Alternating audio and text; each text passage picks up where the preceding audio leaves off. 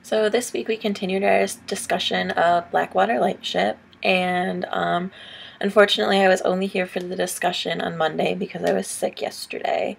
But I think that one thing I really took away from our class discussion is that I need to focus on analyzing things deeper.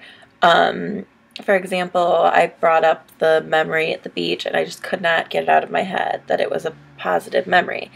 Even after we discussed it as a class, I just still had it in my head and thought of it as a positive memory. So if I were to have analyzed that section in a paper, I still would have not picked up that the author was upset in that moment.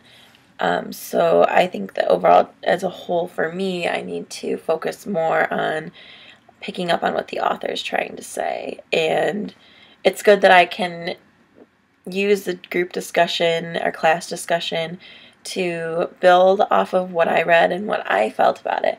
But I also think that I should be able to improve on that and be able to do that on my own a little bit better. As for the annotated bibliography, I picked the sources that I'm going to use for it, and I've made an outline kind of just discussing the main facts that I want to use, the main points I want to highlight in each of my kind of discussions about each one of them.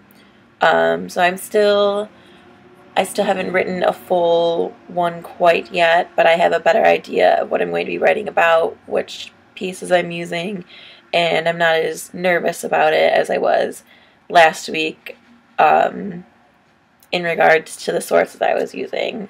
So I think that I'm on the right track with that now, and that I made a good choice sticking to the to my piece, the woman slaughter, that I was going to use.